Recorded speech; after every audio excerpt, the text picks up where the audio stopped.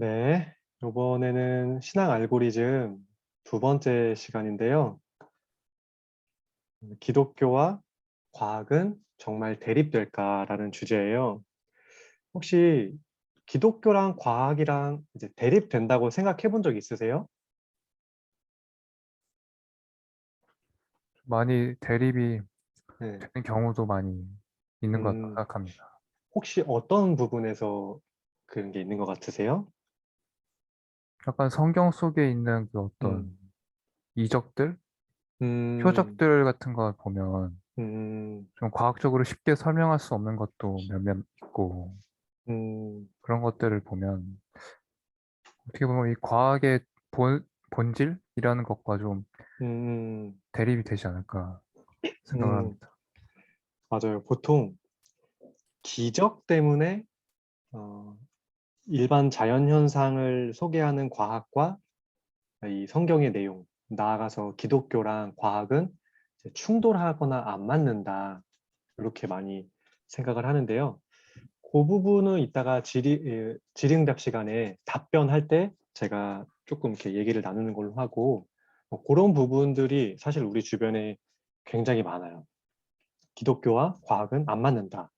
제 친구 중에도 뭐 찬양 인도 팀에서 인도자로서 있을 정도로 이제 신앙 생활도 열심히 하고 신앙이 이제 뜨거운 친구가 있는데 과학을 거의 안 믿어요.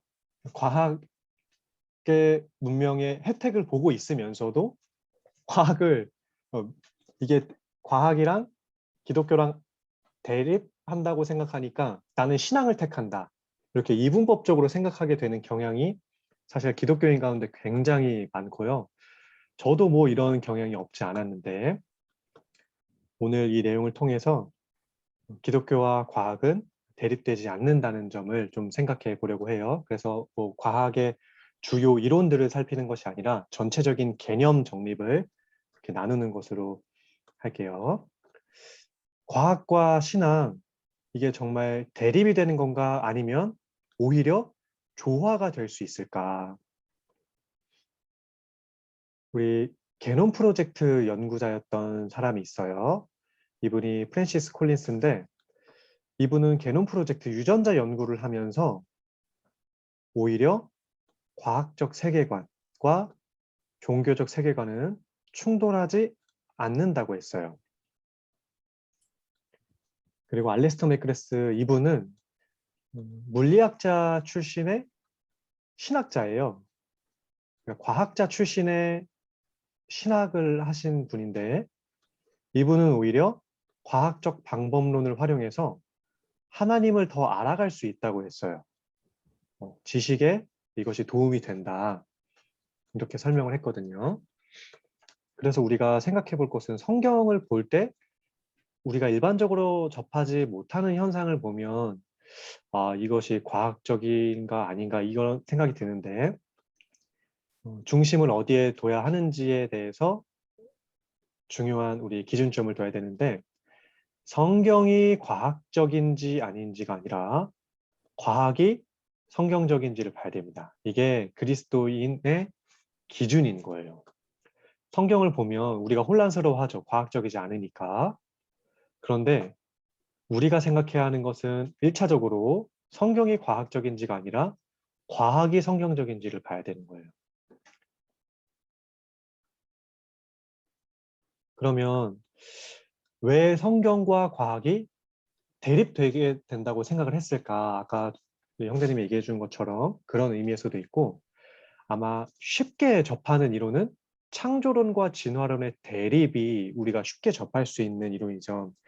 학교에서 과학 시간이나 또 국사 시간에 제가 어렴풋이 기억하기로 국사 시간에 이 진화 과정에 대해서 배웠던 것 같아요. 그 오스트랄로피테쿠스, 호모 사피엔스, 호모 사피엔스 사피엔스 이렇게 뭐 호모 에렉투스 이렇게 과정을 이야기하면서 구석기, 신석기 이렇게 넘어간다 하면서 국사 시간에도 이 진화론에 대해서 살짝 배웠던 것 같은데 여기에서 우리가 창조론은 성경이고 그리고 진화론은 과학 아니냐 이런 이론이 이제 우리 안에 자연스럽게 형성이 되게 되었어요. 그런 과정 속에서 지내왔기 때문인데 한 번쯤 생각해 볼 게 있어요. 뭐냐면 창조라는 개념은 무에서 유로 가는 거죠.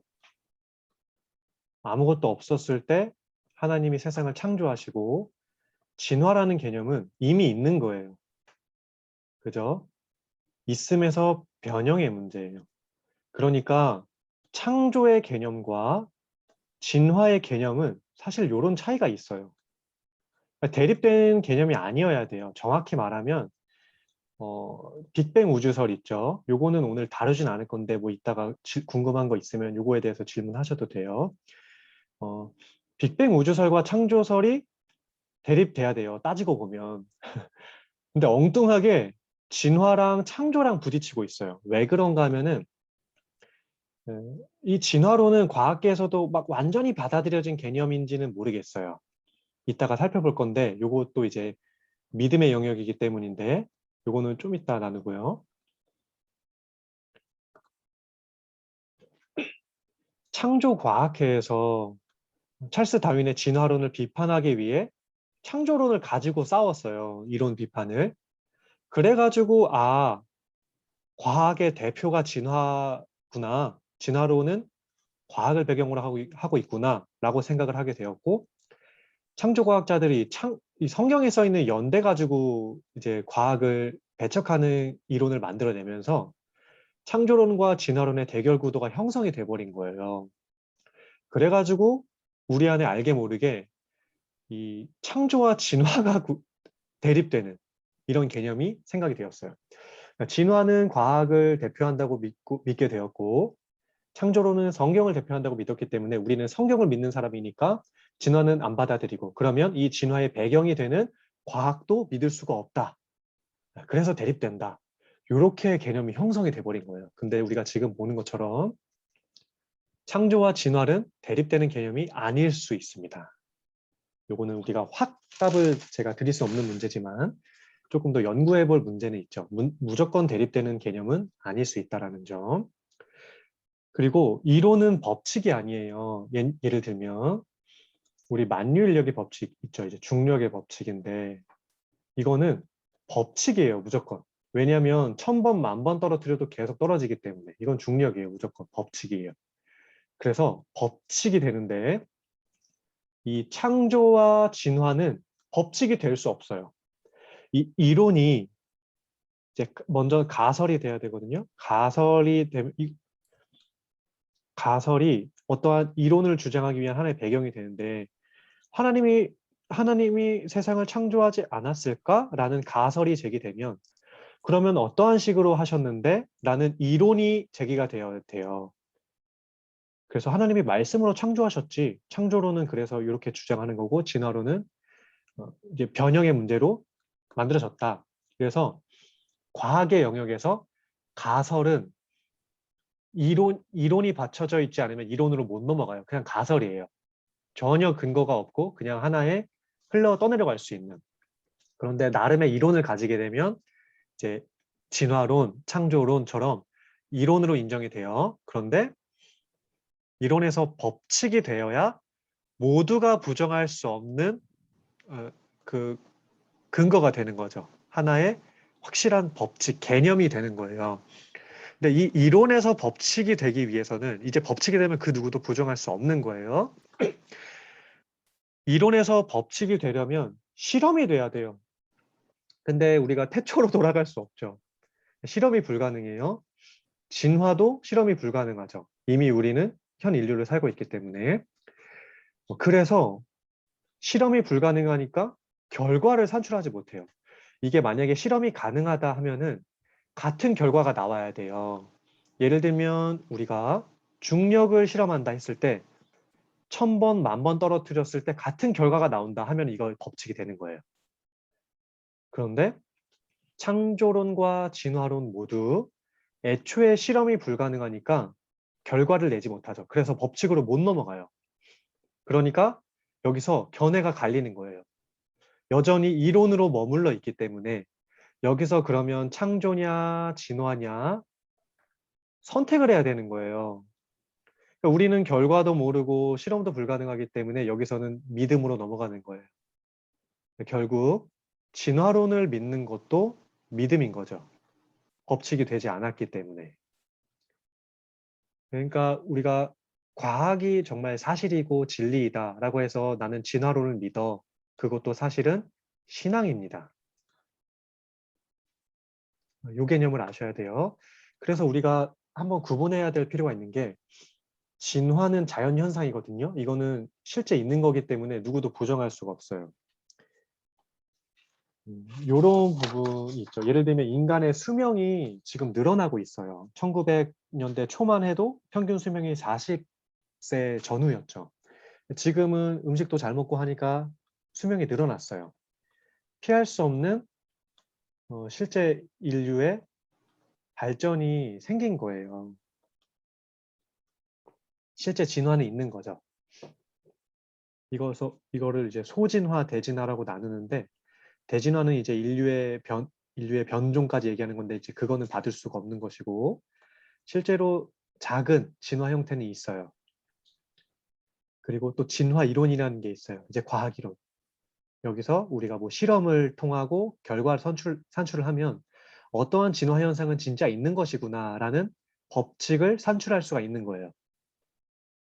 요걸 이제 과학자들이 이제 연구하는 건데 그러면 진화 이론을 연구했을 때 법칙이 되었을까 했을 때 안 됐죠.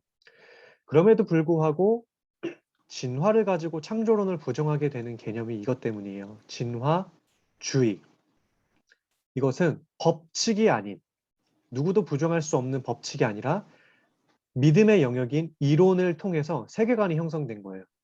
그러니까 우리는 창조론을 가지고 성경적 세계관을 가지는 것이고 과학을 신봉하는 사람들은 진화 이론을 통해서 진화적인 세계관을 가지고 있으니까 창조론을 믿지 않는 거거든요.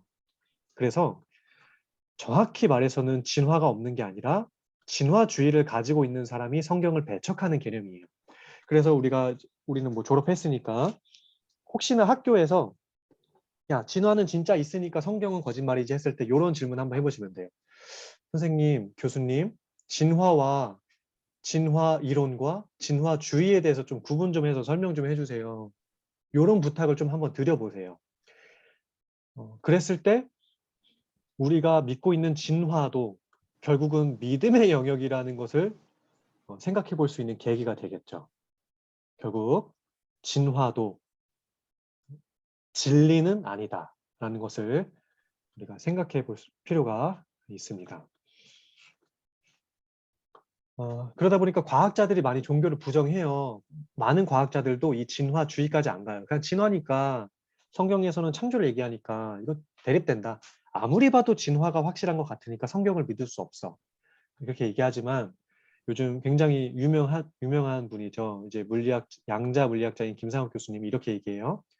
과학적 사실이 밝혀졌다 해도 그것이 정말 진리를 말한다기보다는 그냥 여기까지야, 여기까지. 네, 이게 핵심인데 여기까지 알아낸 거라고 봐야 한다. 굉장히 겸손하죠. 과학자 중에도 이렇게 겸손하신 분이 계세요. 이게 맞는 것 같아요.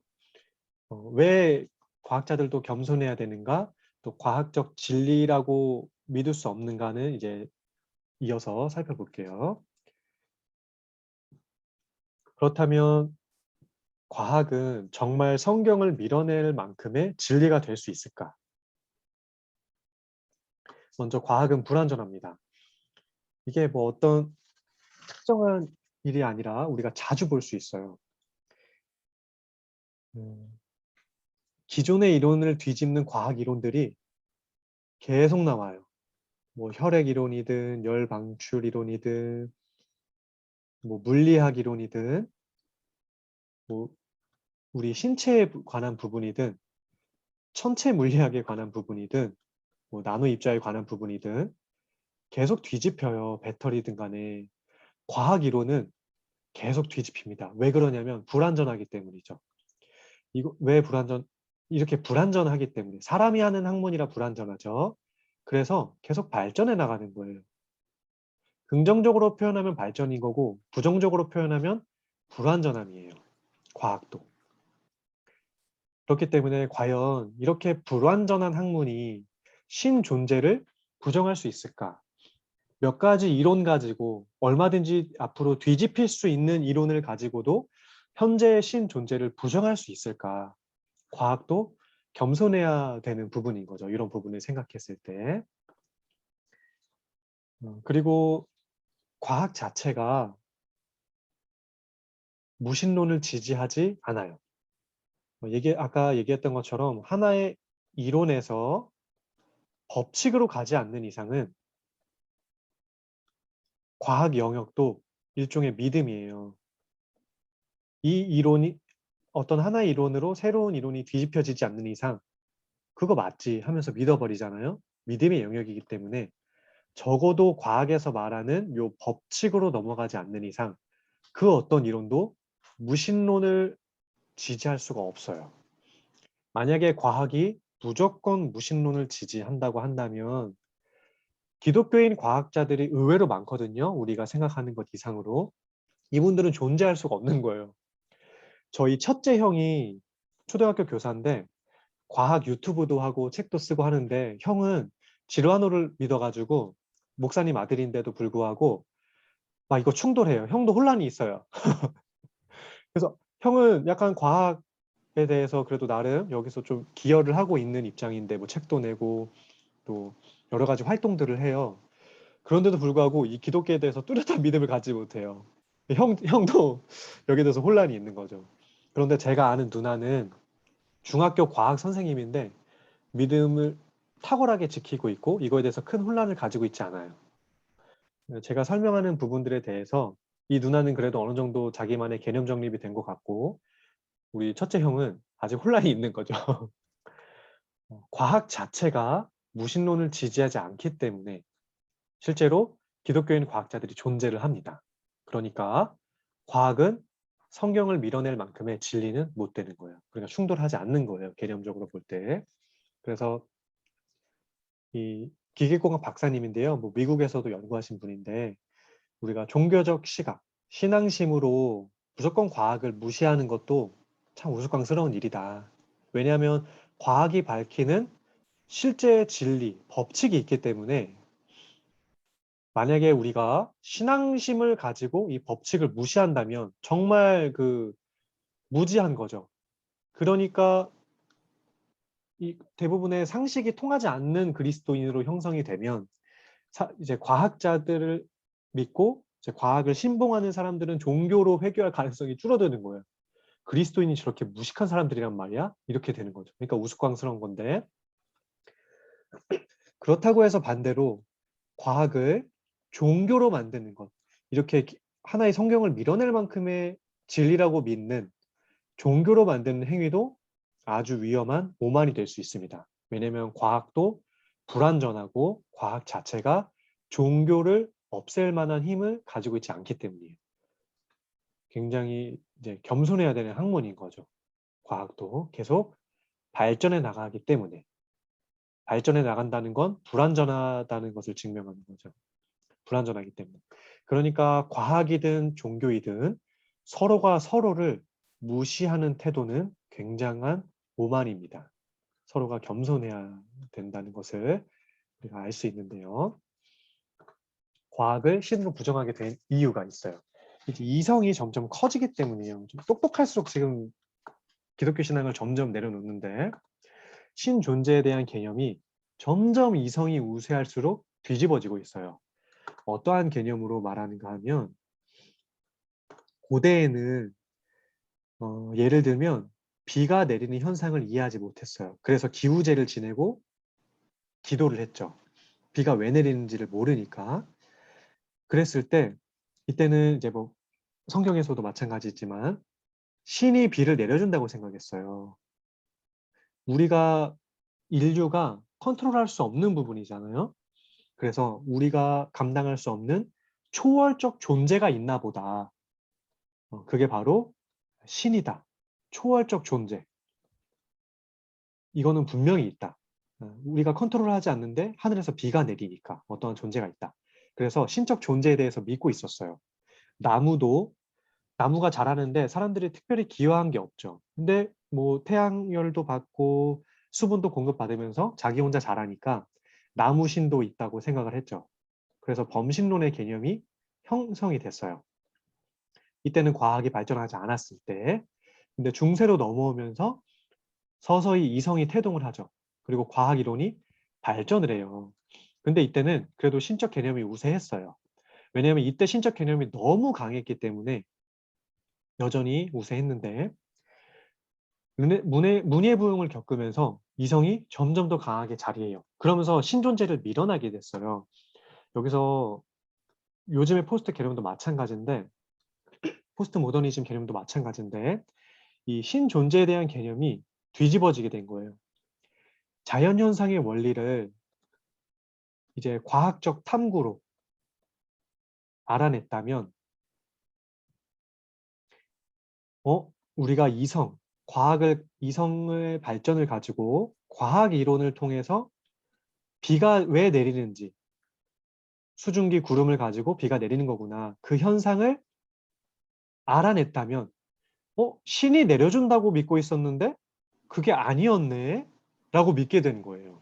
신의 섭리가 아니었다고 믿게 된 거죠. 이제 생각이 뒤바뀐 거예요. 신 존재에 대한 개념이 뒤집어졌어요. 그래서 과학으로 신을 부정하게 된 겁니다. 이제 사람의 개념이 이렇게 뒤바뀐 거예요. 과학의 발전을 통해서. 그런데 우리가 첫 장에서 봤던 것처럼 실제 과학자들도 오히려 하나님을 더 잘 믿기도 하거든요.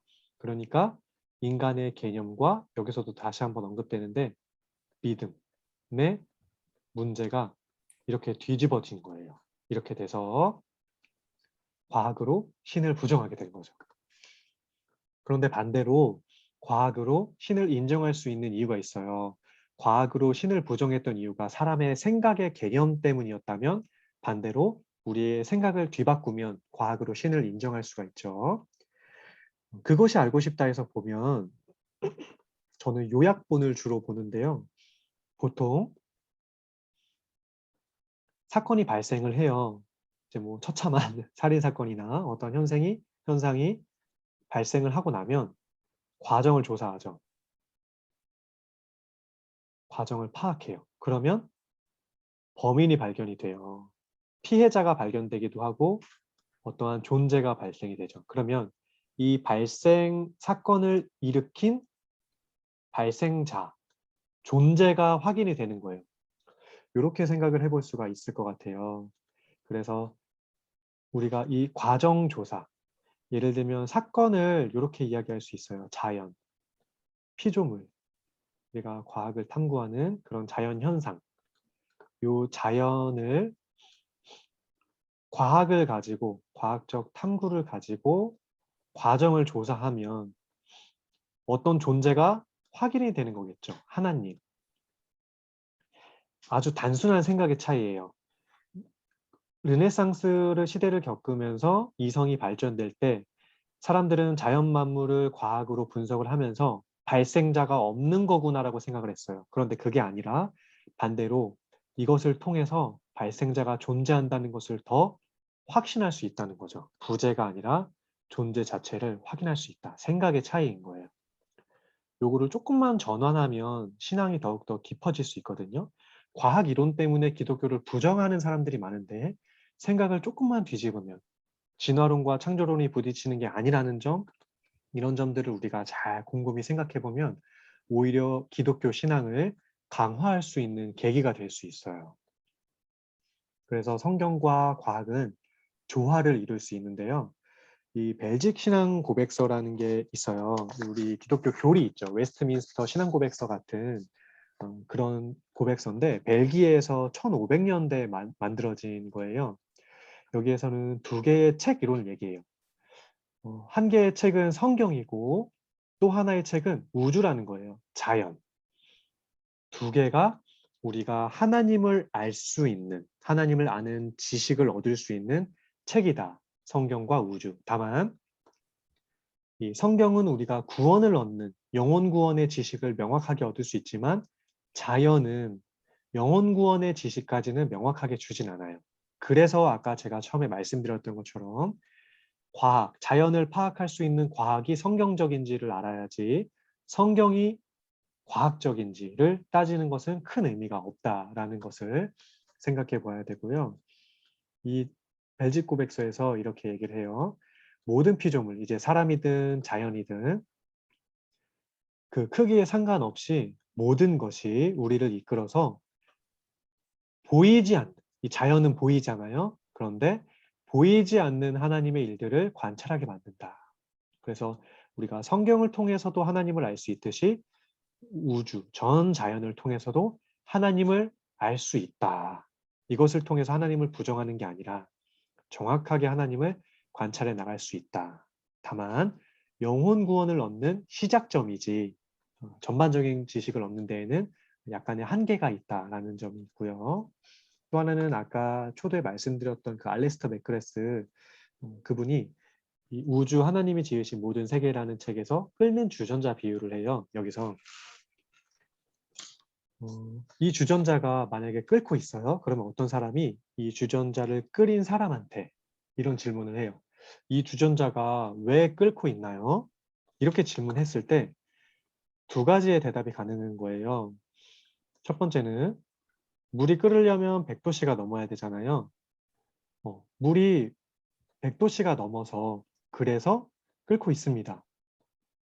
그러면 왜 끓고 있는가에 대한 대답을 과학적으로 한 거죠. 하나의 대답이 됐고 또 하나의 대답은 내가 차 한 잔 마시려고 이 주전자를 끓이고 있기 때문이에요. 이것도 대답이 되죠. 두 번째 유형의 대답이 된 거예요. 이거는 과학적인 대답이에요. 이거는 약간 인간적이라고 해야 될까요? 인간의 원인을 파악하는 대답인 거예요. 둘 다 대답이 되는 거예요. 내가 차 끓이려고 차를 마시기 위해서 물을 끓이고 있어요. 라는 대답이 100도씨가 돼서 물이 끓고 있어요. 이것을 부정하지 않는 거죠. 반대로 100도씨가 되어서 물이 끓고 있어요. 라는 대답이 내가 차를 마시기 위해서 물을 끓였어요. 라는 대답을 부정할 수가 없는 거예요. 둘 다 대답이 되는 거예요. 마찬가지로 과학과 성경은, 원인을 설명하는 성경은 서로를 부정하지 않는 거예요. 그렇죠? 그래서 이 부분을 명확하게 정리를 하면 과학은 아까 얘기했던 것처럼 차를 왜 마십니까? 이건 대답 못해요. 그러나 성경은 내가 차를 왜 끓였는지는 대답해 주죠. 예를 들어서 천지창조 같은 경우 과학은 왜 창조했는지 대답 못해요. 그래서 과학은 창조를 우연이라고 하죠. 빅뱅이 그냥 뻥 터졌다. 알 수 없다. 근데 성경이 그걸 대답해 줘요. 하나님이 세상을 창조하시고 하나님께서 영광을 받으시기 위해 하나님 나라를 완성하시기 위해 하나님의 통치를 보여주시기 위해 왜 창조되었는지를 대답해 줘요. 과학이 대답하지 못하는 부분을 성경이 대답해 주죠.